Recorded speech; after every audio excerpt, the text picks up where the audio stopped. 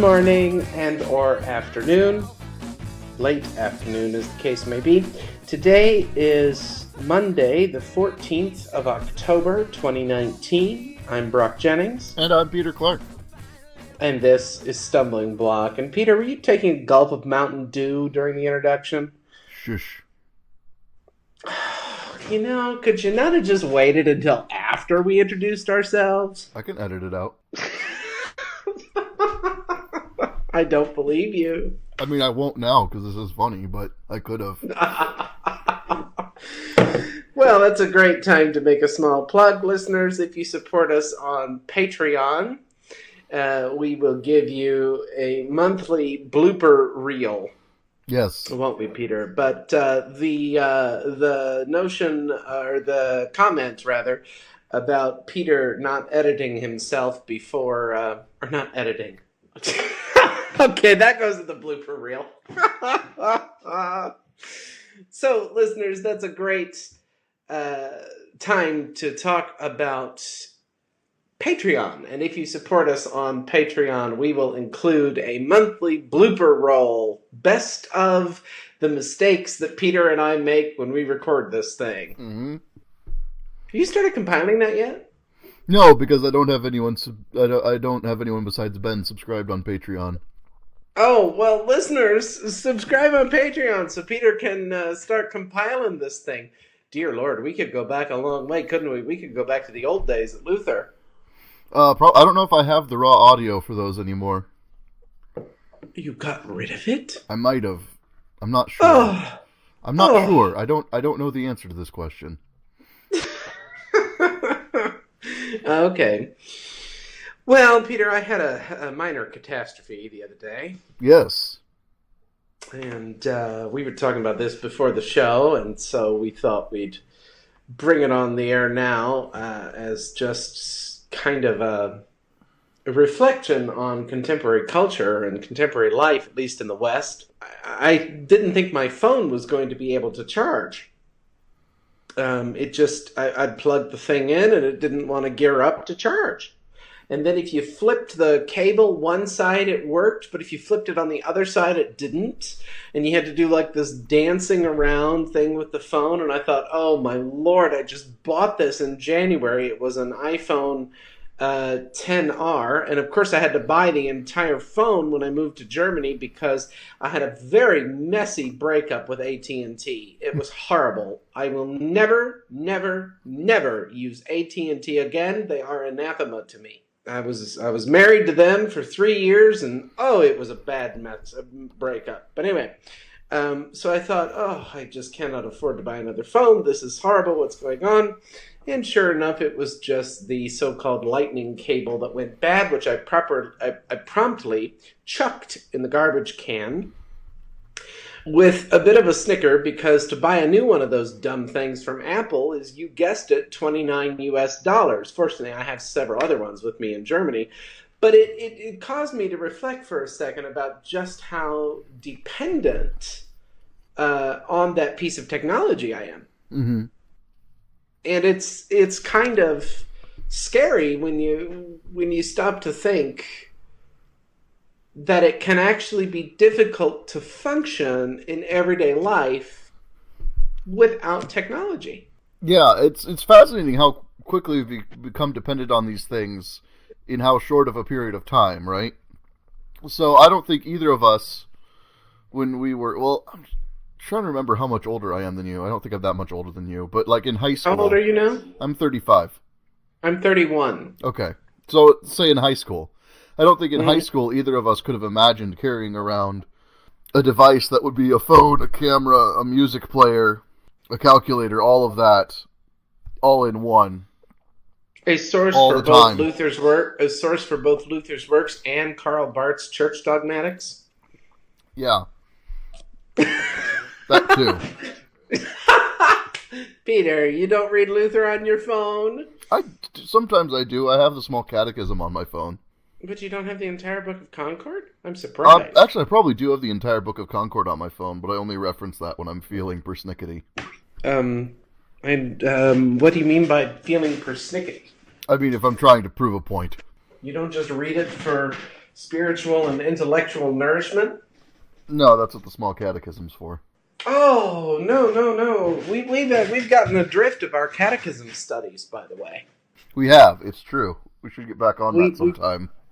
We promised that, but I think I'm more interested in starting the theological exploration of the Dark Tower. Right, which I need to finish. Have you started? No. Well, you can't finish something unless you start it. I know. I'm going to start it this week. Famous last words. No, I got all my library books read and out of the way. Oh, wonderful. Wonderful. And you going to look at it again as well? It in the Stand in connection with Dark Tower? Maybe once I get going. We'll see. We'll see how I feel moved. But Well, it's a marathon. I mean, I think I told you I took 1.5 years to read Dark Tower. Of course, I was reading other King novels with it, but right. It is a marathon. That he even finished that.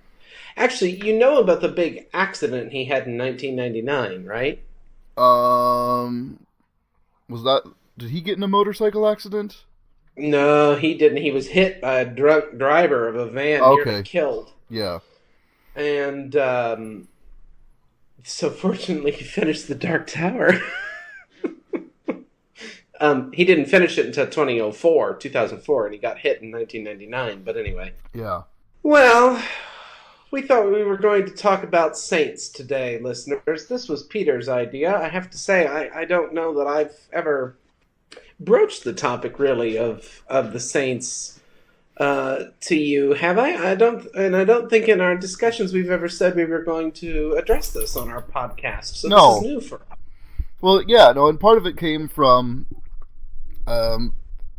we were talking about what one would name a church if we were to start a church or something like that.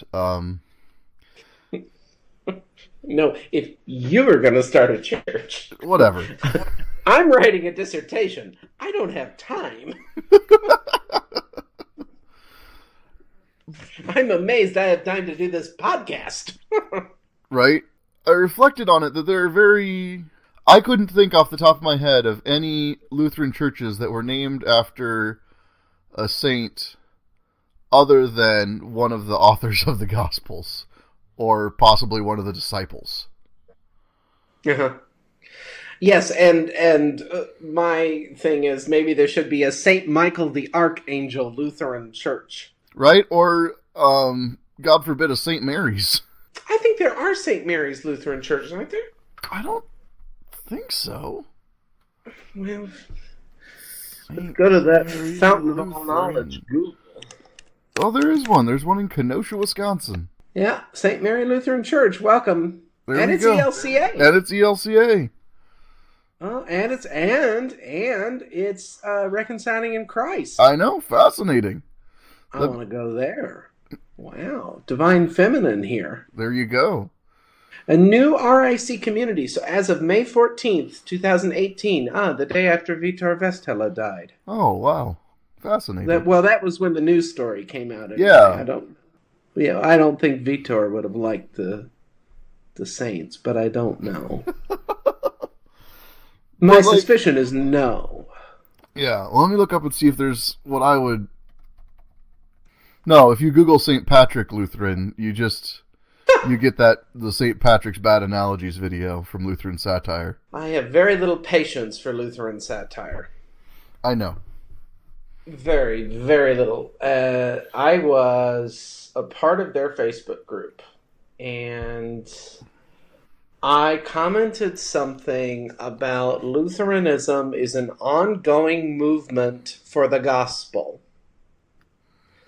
And they basically called me a heretic when I said that I was going to leave because of the way they were treating me, and I found it abhorrent. They responded, Gloria in excelsis Deo, with an exclamation mark. He is kind of a jerk. I don't follow it anymore, but that is a video that has gone around several times. Kind of a jerk? He's almost as bad as that idiot over at Exposing the ELCA. Oh, God. Yeah, but at least the guy from Lutheran Satire didn't leave the ELCA because because they didn't want him to be LCMC and ELCA at the same time. Is Dan Scogan LCMC? Yeah. I thought he was just angry. I didn't think he was anything. No, he's LCMC. Well, I don't think he's given the LCMC a very good name as far as Christian charity goes. Yes, I realize I did just call him an idiot, but you know what? That's the way he acts. Yeah. Good Lord. Yeah, he's ex-ELCA. Well, I'm aware of that. And he didn't do too well in seminary either, by the way. No, at least the Lutheran Satire guy is LCMS and always has been. Well, good for him, but the way I was treated on that page, I'm sorry, I want nothing to do with him. This was 5 or 6 years ago. Gee, talk about holding a grudge. But I just said no way. I'm not going back to this. Why do I need to set myself up for that kind of treatment? Right. The internet's bad enough. Right. Well, the point being, there's no St. Patrick Lutheran Church. Oh, yeah. Sorry, we went from St. Patrick Lutheran to Lutheran Satire and exposing the ELCA. That's all right. You know what bothers me, though, this is a larger topic, and then we can come back to the Saints, because I think this might be related. You know, when you Google, like, Lutheran theology, which I do sometimes, you know, when I have nothing better to do. Mm-hmm. When I have nothing better to do, read...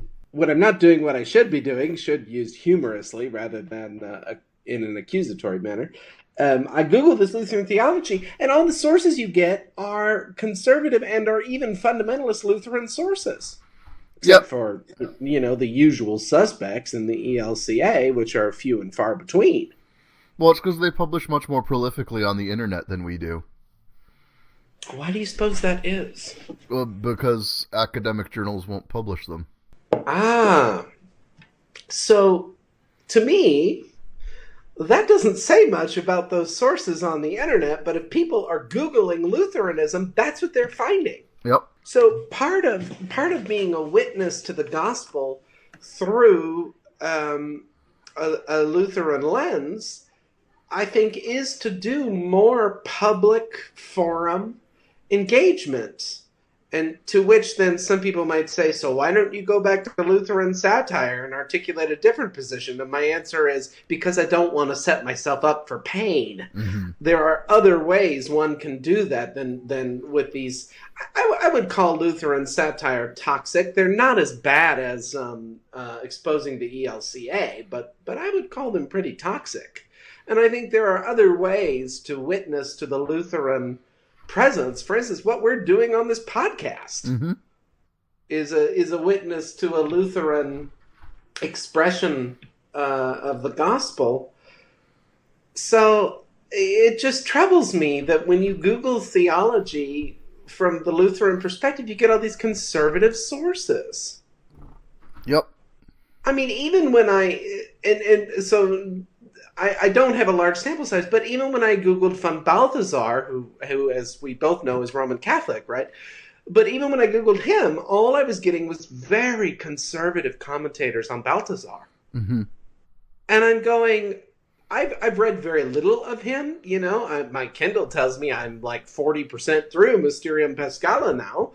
But from what I'm reading in that book, that's not the Balthasar that I'm hearing about on the internet. Right. So what is this phenomenon that conservative thinkers, if you can even call some of them thinkers, by the way, they're getting all the airtime in the public spaces? What have the rest of us done wrong? Well, part of it's... Or what are we... Rather than... Let me phrase it more positively.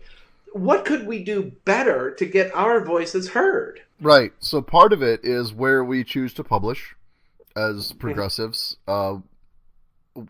where we find value and things like that, right? Do we have to call ourselves progressives? I don't know. I don't have a better term right now. We've gone over this before. No, sorry. Go ahead. As academics, as people who value intellectual rigor, the internet is not peer reviewed, right? And is that then why I want to look at it when I go to the bathroom? I'm not sure what you mean by that. That's the only worthwhile time to look at it. It might be. It might be. But the internet isn't peer-reviewed, right? There's no filter on the internet. There's nothing stopping anyone from publishing any thought that they have.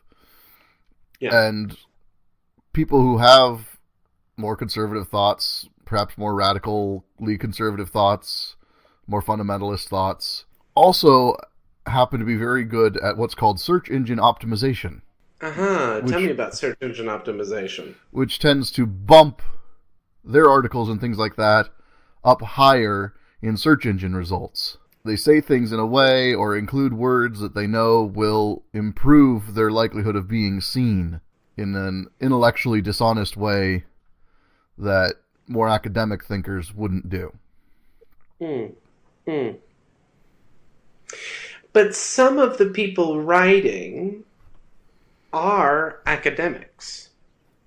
They have MDivs, they have MTH degrees. Some of them even have PhDs. Mm-hmm.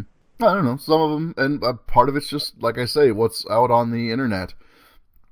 In my experience, liberal viewpoints, progressive viewpoints, highly intellectual viewpoints tend to be reserved more for traditional media, right? Rachel Maddow isn't running a blog doing angry screeds about the president. She has a TV show on MSNBC. In fact, it's very hard to find any kind of recording of Rachel Maddow to watch later. I haven't watched much of Rachel Maddow. I think it's because she's on MSNBC, and I used to say that MSNBC was the Fox News of the left, which is actually not true, given Rachel Maddow has a PhD from, I think it's Stanford or something, doesn't she? Yeah. Yeah, so it's not true in the case of her, but my critique of MSNBC was it was the left alternative to what Fox was doing, minus all the idiots who were basically former DJs and being considered news hosts. Mm-hmm. I think there's much more intellectual rigor on MSNBC than there is on Fox News. Maybe I need to look at it again, but yeah, I was just a snob. I went to the BBC. Right, well, there again, right? There are people who are writing for the BBC aren't writing for search engine optimization necessarily. The BBC themselves might run search engine optimization things on their individual sites, but their authors are trying to convey a point. So this though, yes, their authors are trying to convey a point, but I want to know, and I don't think we need to do screaming screeds, but I think we run a risk of being considered an elitist minority if we don't at least think about these public mediums. It's true, and I do know some people on the left who are doing more and more in terms of that. Demcast is doing that some. Yes, we need to get in touch with Demcast again. Yes, we need to see if we can get Kelly on again. For those of you who don't know the saga, we lost all the audio for an entire episode due to a technical error on my part. So it really was that was one of the two most devastating experiences in the history of this podcast for me. Yeah, it was pretty bad, but I have a solution now, which is good. So remind me what that is sometime when we're talking personally, because I've forgotten. Okay. This is why Peter is the producer, listeners, and I'm the director, because Peter handles all the technical part. I just hit send. It's about all the technology I can handle. Yeah, right. Well, people spending $6,000 on a computer, and I'm like, I don't think I would ever spend $6,000 on one computer, assuming I had that much money to spend, by the way. But if I did, because I just use it like a glorified typewriter. Oh man, someday I will have my own nice home recording studio. Well, then we can have guests for Stumbling Block over to your house. Oh, not that nice, but maybe we'll see. Anyway, girl can dream, can't she? Sure.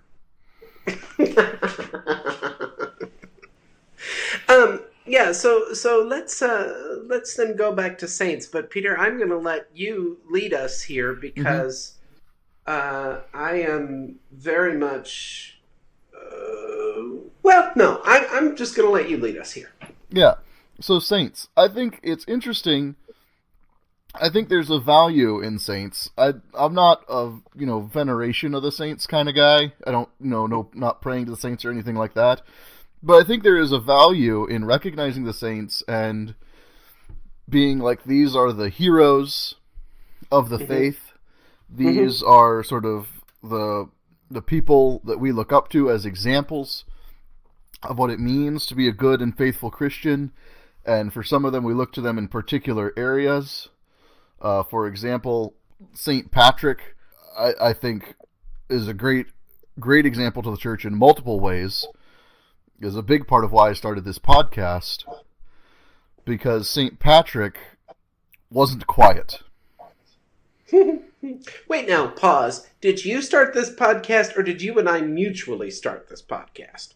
I think I pulled the trigger on, probably mutually, but a big part of why I agreed to do it was because of St. Patrick, because of the values that I've picked up from that.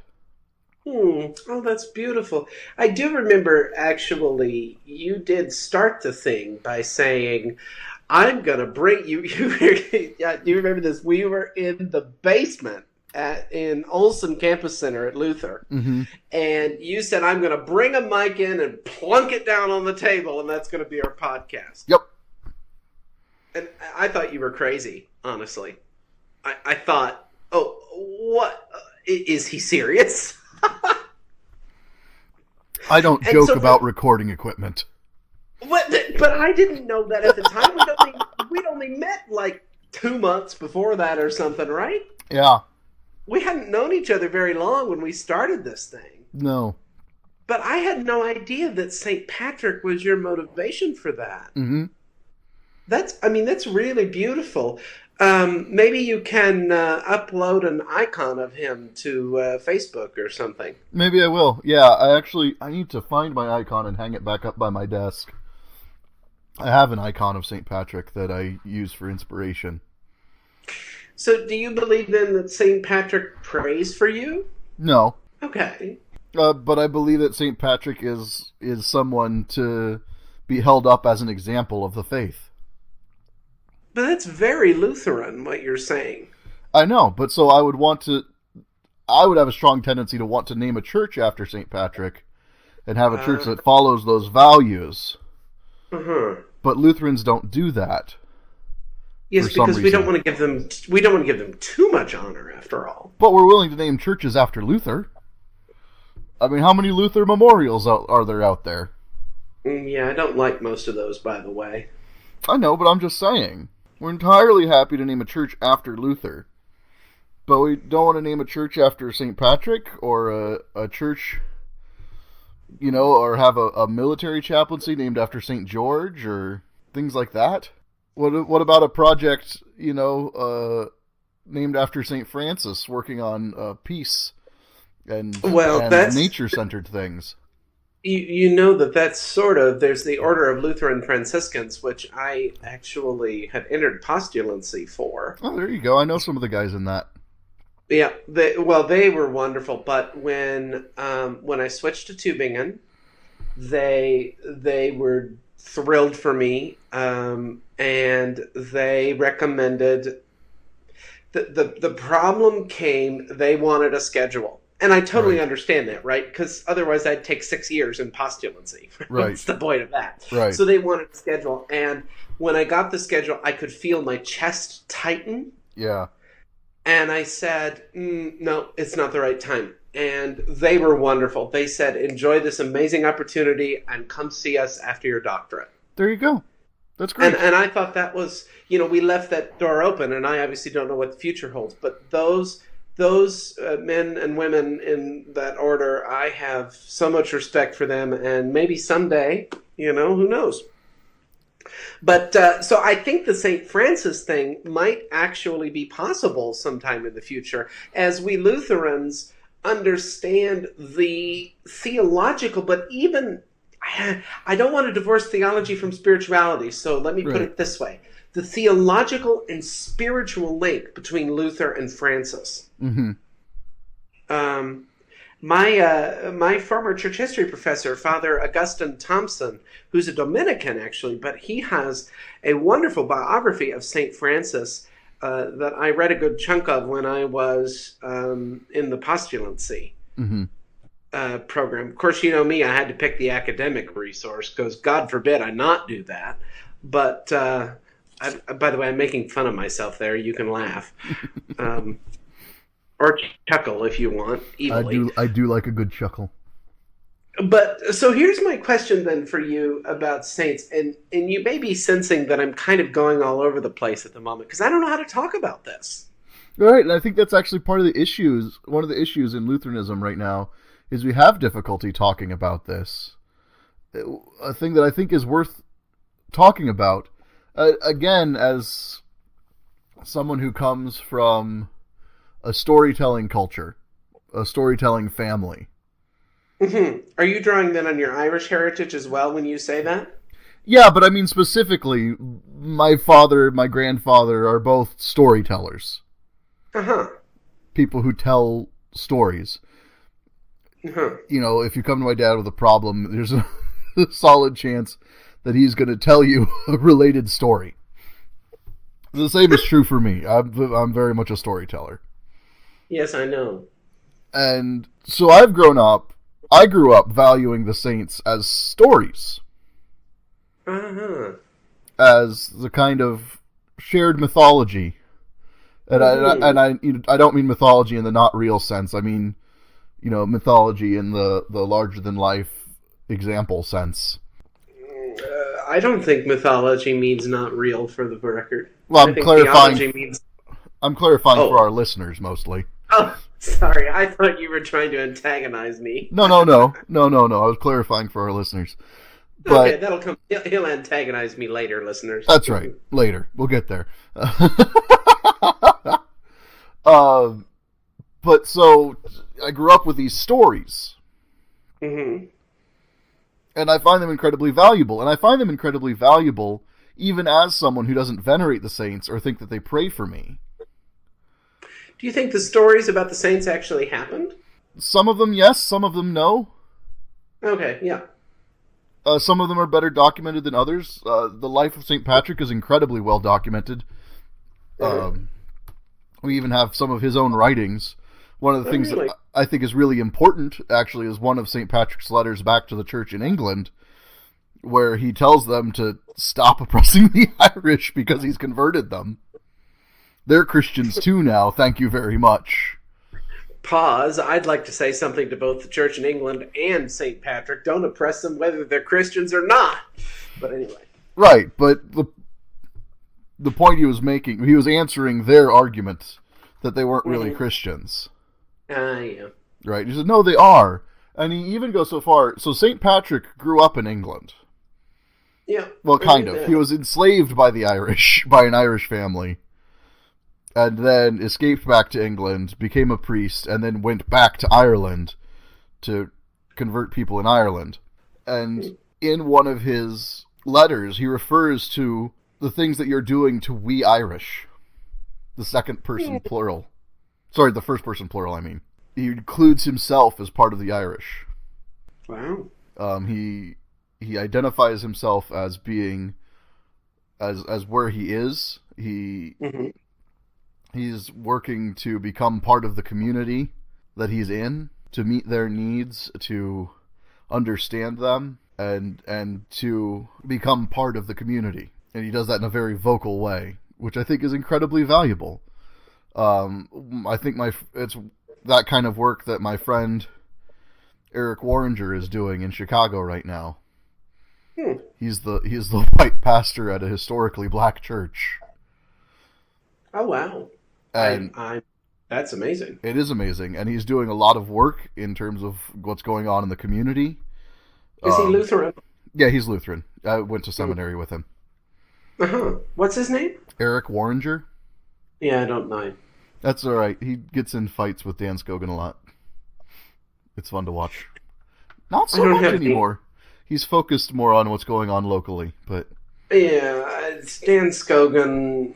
if everybody just ignores him, maybe he'll go crawl back under the rock he came out of and enjoy all those D's that he got in seminary. And I haven't heard much from him lately, so thank the Lord Jesus. But anyway, he's doing a very Patrick-like ministry. Oh, you haven't heard much from Eric. Yeah. No, I haven't heard much from Dan. But I'm saying Eric is doing a very Patrick-like ministry. Yeah. And I think that's valuable, and I think it's worth acknowledging the history of things like that. Anyway, that's my sort of 2 cents on saints and. But you're acknowledging a witness to the Christian faith. So my question is, what's the category of a saint then? Is Harriet Tubman a saint? I think you could make that argument. The funny thing is the Lutheran Church continues to declare feast days for people. We have a feast day for Martin Luther King Jr. Yeah, we passed a feast day for the Emmanuel 9 who were murdered by Dylan Roof. Yeah. Okay, so I guess my question about the saints is I don't I'm pretty sure that Harriet Tubman would not want to be known as Saint Harriet Tubman. Fair enough. But based on what you're saying, I would think of Harriet Tubman as you're thinking of Patrick. Yeah. In terms of her witness to the God of the universe. Right. But then can we broaden it out even further, because Harriet Tubman was a Christian? Can we broaden it out? She is a saint in the Episcopal Church. Oh, she is? Yes. I wonder what she thinks about that.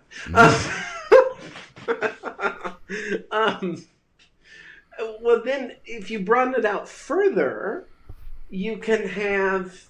Can Gandhi be a saint? Well, no, because he's not a Christian. Okay, so there's some boundary line, then, for how we define a saint. Yeah. Because a saint is an example to the Christian to the Christian life. But wait, why can't Gandhi be an example that we can learn from as Christians, even though he was a Hindu? He can be, but he couldn't be a saint. Okay, so he's he's an anonymous Christian. Well, but do you get like the differentiation there? Yeah, I do, and I was chuckling at anonymous Christianity because poor Karl Rahner has taken so much heat over that in the last 30 years. Okay, I'm not even familiar with the phrase, so... You're not? No. Oh, that was Rahner's... That was how Rahner handled the question of salvation of non-Christians. Oh, fascinating. Yeah. Anonymous Christians. Yeah, anonymous Christians, yeah. Brilliant. Interesting. It was... Yeah, I was very influenced by that. Yeah. And I think there are certainly examples to be found outside the Christian faith. Uh-huh. But I think the sainthood, it's just like I wouldn't ever expect to be honored in any meaningful way by an Italian-American hall or anything like that, no matter how much good I did, you know. Well, but sometimes outsiders can become insiders. I mean, Joan Baez was inducted into the Rock and Roll Hall of Fame. I didn't get that one, considering she doesn't do rock and roll. Yeah, that's interesting. That's an interesting one. And I think the Rock and Roll...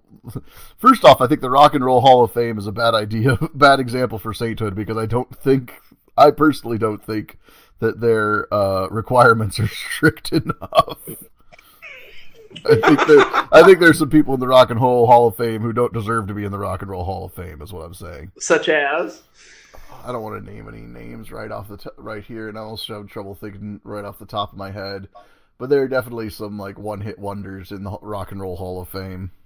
Oh, really? Yeah. Well, Joan Baez got it a year or two ago. Well, there you go. Go, Joan. I mean, I thought it was great, but she's not rock and roll. No. It's very weird. Maybe it's because she covered so much Dylan. Maybe. But I was just using that as an example of when you honor somebody who comes from the outside of what you're honoring.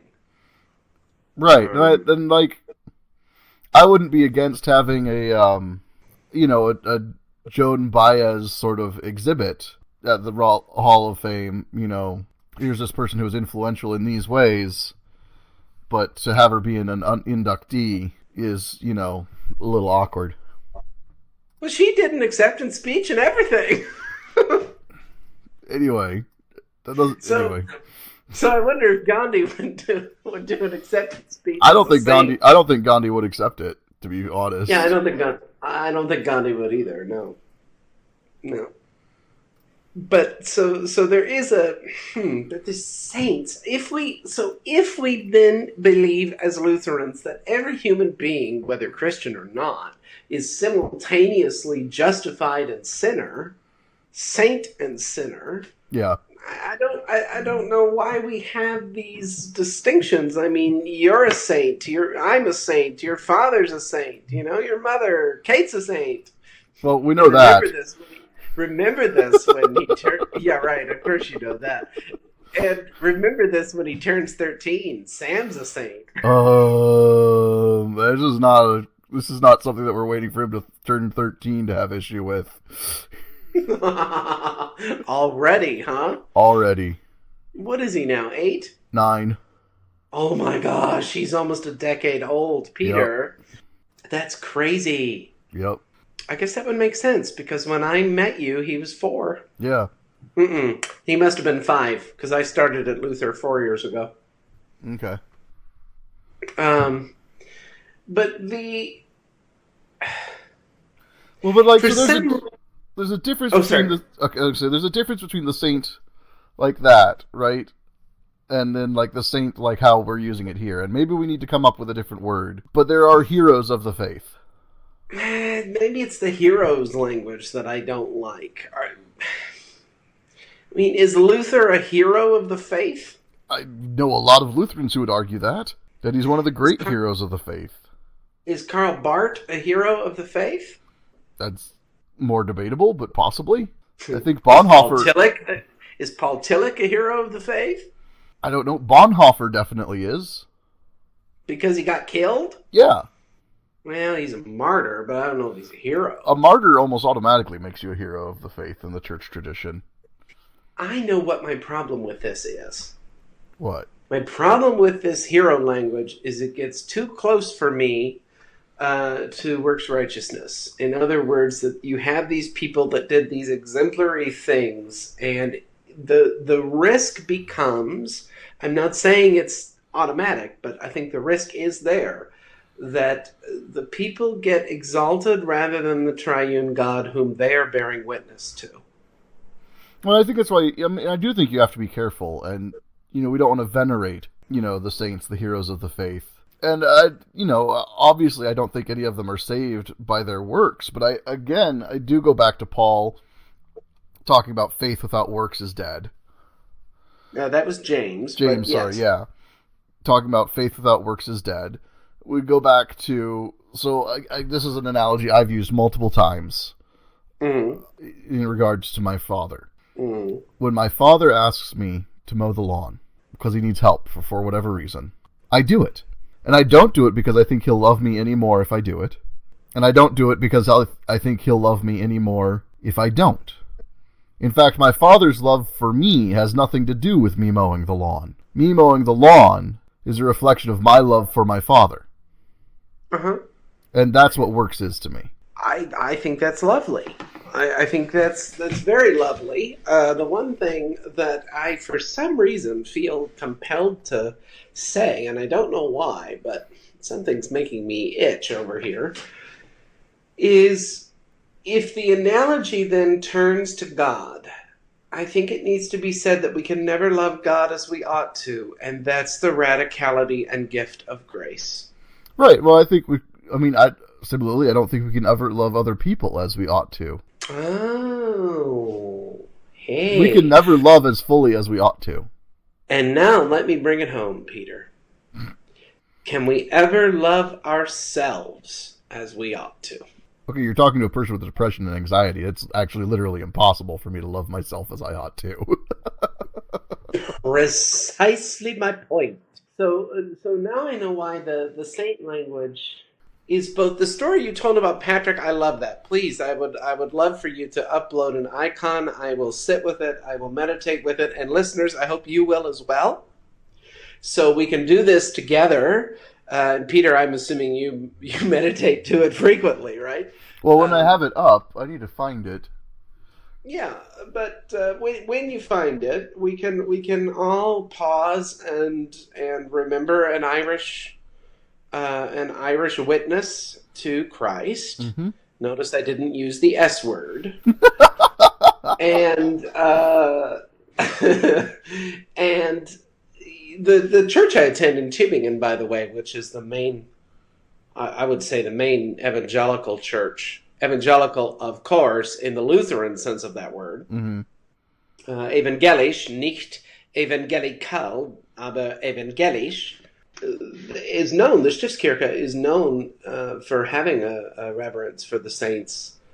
Although I've never heard it in the preaching, but apparently it's there. So the internet tells me, and we know how authoritative the internet is. Oh, yeah, right? I think there are, you know me, I'm not as visually inclined. You'd almost think I was a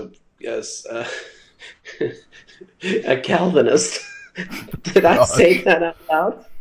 Ooh, sorry, but wasn't it? It was the Calvinists, right? That took all the stained glass windows out and all the artwork and whitewashed the walls and all that. Yep, powerful iconoclasts. Yeah, I'm not an iconoclast, but the Stiftskirche has so much. I mean, it's a Gothic constructed thing. I think I've said this before on here. It goes back to like 1537 or something, and it's just so much to take in that it overwhelms me.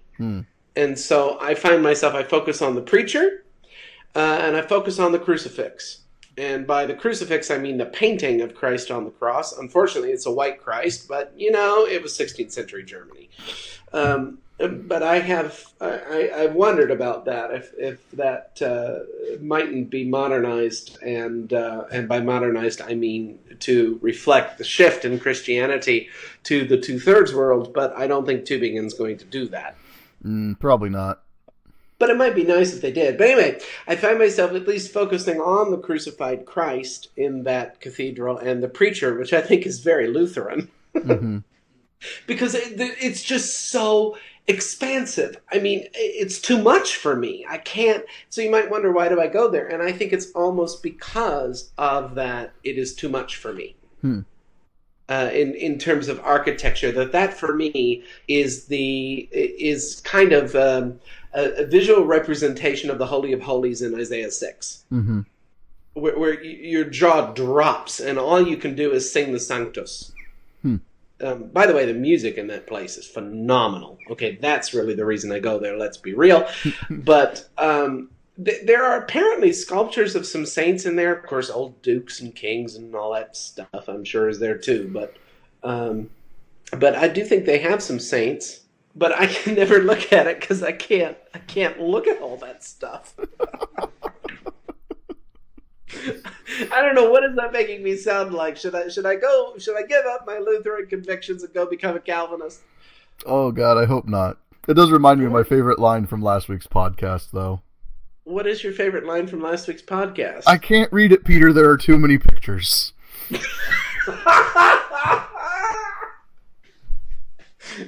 I didn't realize how funny that was.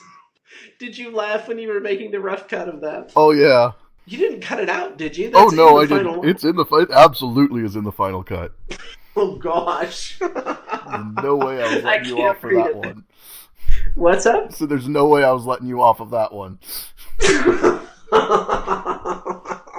Well, it's true. There are two. So, in a sense, we're back to what we were talking about last week, because in this beautiful church, when you come visit me, you can see it, of course. We'll go there together.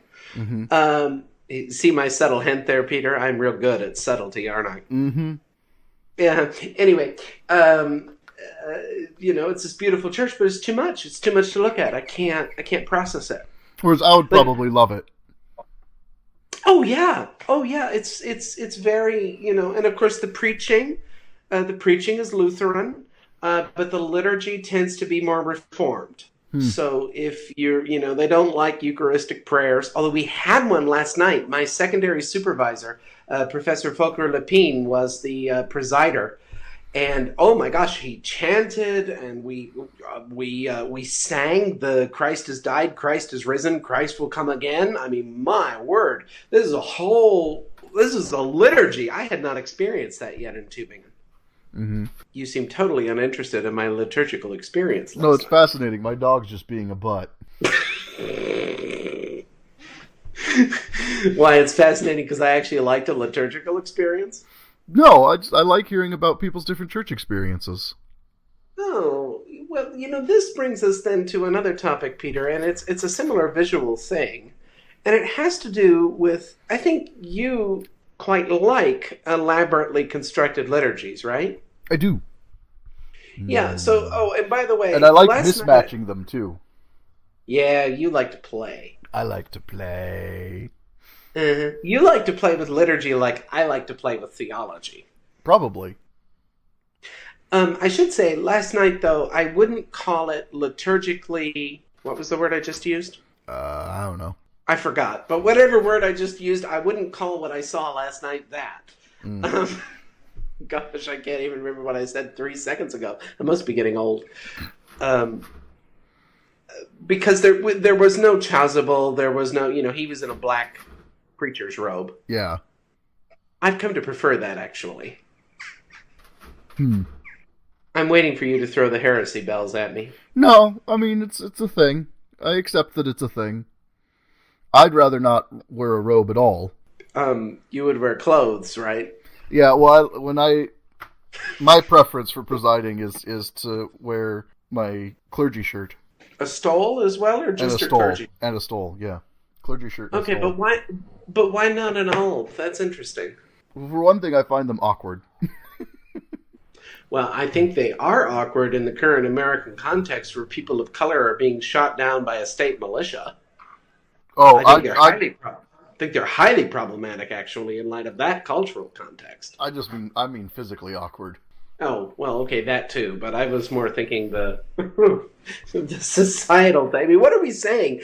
This is really problematic, right? When the alb is supposed to symbolize being washed white as snow. Yeah. Yeah. No. We got to fix that. That is unacceptable. That's got to go. Well, I'm trying to think. I don't think neither of my albs are pure white either. What are they? Blue? No, they're off-white. One of them's off-white, and one of them's sort of a heather white. Okay, yeah, but it's still you see my point. It's a larger problem. I think. I know, but you can't get blue albs. If you could get a blue alb, I'd have an alb in every seasonal color. Oh, I think that would be wonderful, Peter. Let's start that liturgical intervention, can we? Maybe once one of us starts a church. I think that is brilliant, and we'll blast white supremacy out the window. Because what is that season where everybody wears white? Easter. Yeah, we got to find a new color for Easter. Sorry, pick a new one, but not white. Not in America. Not. I really think we got to pick a new liturgical color. And I don't care how many people it scandalizes. That's interesting. Though we should talk about that on another. We should talk about liturgical colors on another episode. I don't know anything about liturgical colors except that I've got a big problem with all this white stuff in light of systemic white supremacy. Fair enough. But I'm just saying it's an interesting conversation. No, it's a fascinating conversation. We can certainly have it. But what do I know about liturgy these days? The last liturgy course I took was, give me a minute, 6 years ago. Oh, wow. I started seminary in 2011. You knew that, right? I didn't realize that. I guess I didn't realize that you started a year before me.